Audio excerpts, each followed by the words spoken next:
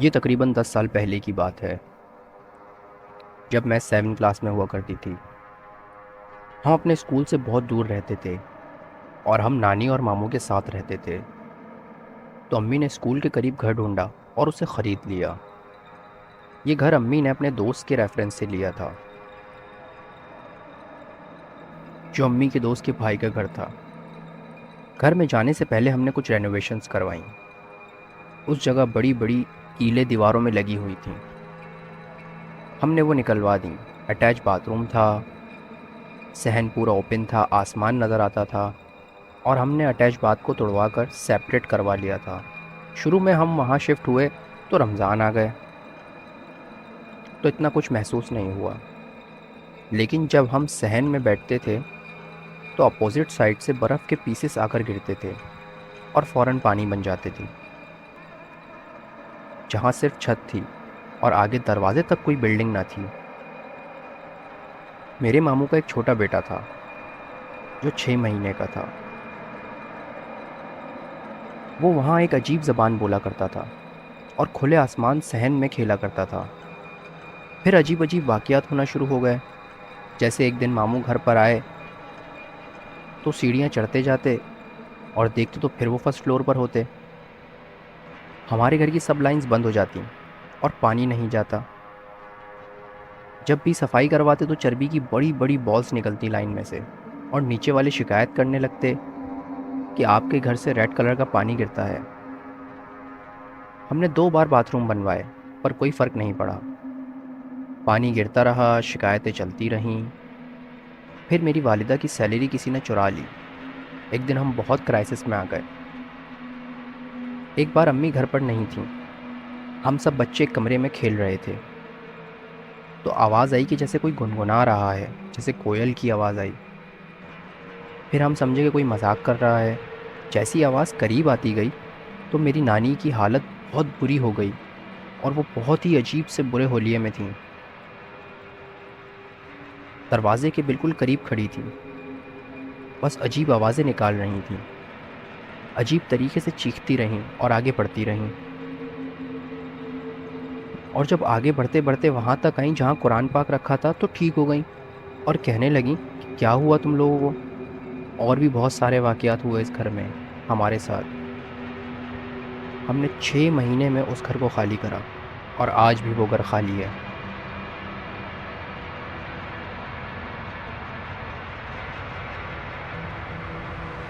یہ کہانی سیالکوٹ کی ہے۔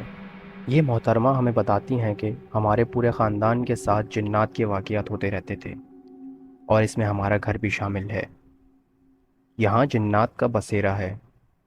ہمارے والد نے جب گھر بنوایا، جب کنسٹرکشن شروع ہوئی تو اس کے لیے بے شمار درخت کاٹے گئے، اور ان درختوں میں رہنے والے اب گھروں میں رہنے لگے۔ پہلے تو زیادہ کچھ نہیں ہوتا تھا، بہت کم واقعات ہوتے تھے، کیونکہ میں اور میرے 2 بڑے بہن بھائی چھوٹے تھے۔ لیکن جب ہم اسکول جانے لگے تو میری امی کے ساتھ واقعات شروع ہوئے۔ کبھی کبھی انہیں اپنے ساتھ کوئی کھڑا ہوا نظر آتا، پیچھے پلٹ کر دیکھتے تو غائب ہو جاتا۔ کھانا بناتے ہوئے نہ جانے کہاں سے کھانے میں خون آ جاتا۔ ایسے واقعات چلتے رہے۔ لیکن ایک دن جب ہم تینوں بہن بھائی اسکول چلے گئے تو میری امی نے ابا سے کہا کہ آفس جانے سے پہلے مجھے خالہ کے گھر چھوڑ دیں، جس پر ابا نے کہا کہ ابھی نہیں، میں رات میں واپس آ کر پھر لے جاؤں گا۔ امی یہ سن کر سونے کے لیے لیٹ گئیں، اور والد چلے گئے آفس۔ اور گیٹ بند ہونے کے بعد تھوڑی دیر بعد دوبارہ گیٹ کھلتا ہے اور بند ہوتا ہے، اور کوئی لاؤنج تک آیا۔ امی کو یقین تھا کہ ابا واپس آ گئے اور کہیں گے کہ چلو میں تمہیں چھوڑ کر آتا ہوں تمہاری بہن کی طرف۔ اتنے میں کمرے میں کوئی داخل ہوا۔ امی کی آنکھیں بند تھیں اور انہیں بوجھ سا محسوس ہونے لگا۔ امی نے اپنی آنکھیں نہیں کھولیں، ابا کے بولنے کا انتظار کرتی رہیں، لیکن کوئی آواز نہیں آئی۔ تو امی نے آنکھیں کھولیں تو انہیں شلوار قمیض والے شخص کی جھلک نظر آئی، جبکہ ابا نے اس دن پینٹ شرٹ پہنی ہوئی تھی۔ اتنے میں وہ امی کے پاس آ کر بیٹھ گیا اور امی پر بوجھ بڑھنے لگا۔ امی نے آنکھیں بند ہی رکھیں اور ہاتھ سے اس شخص کو دھکا دیا تو اس کے جسم پر سے بال ہی بال محسوس کیے۔ اسی وقت امی نے آیت الکرسی پڑھنا شروع کر دی اور اسی وقت وہ امی پر چڑھ گیا اور امی اسے پیچھے ہٹاتی رہیں اور اس کا بوجھ مزید بڑھتا رہا۔ امی نے آیاتیں پڑھیں اور اچانک وہ غائب ہو گیا اور امی گھر سے باہر بھاگیں۔ اتنے میں ساتھ والے گھر سے کوئی آیا اور وہ امی کے پاس بیٹھی رہیں۔ 20 سال پہلے ہمارے گھر میں واقعہ ہوا۔ آج بھی ہم اسی گھر میں رہتے ہیں اور ہم نے بہت کچھ دیکھا۔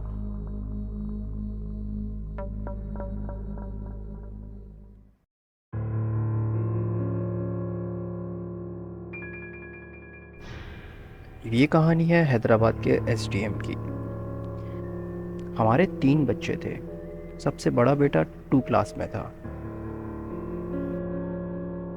کچھ عرصے بعد مجھے اس گھر میں یہ فیل ہونے لگا کہ ایک سایہ میرے گھر میں لاؤنج میں سے گزر کر جاتا ہے، اور گھر بھی اولڈ کنسٹرکشن اور پرانے ہی اسٹائل میں بنا ہوا تھا،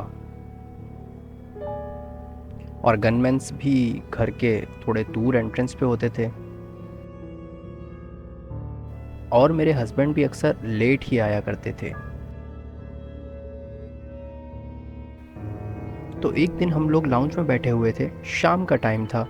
مجھے فیل ہوا کہ کوئی گیلری میں سے گزر کر آ رہا ہے ہماری طرف۔ تو ہم باتیں کرتے کرتے خاموش ہو گئے کہ شاید کوئی سرونٹ آ رہا ہے کچھ پوچھنے، مگر کوئی نہیں تھا۔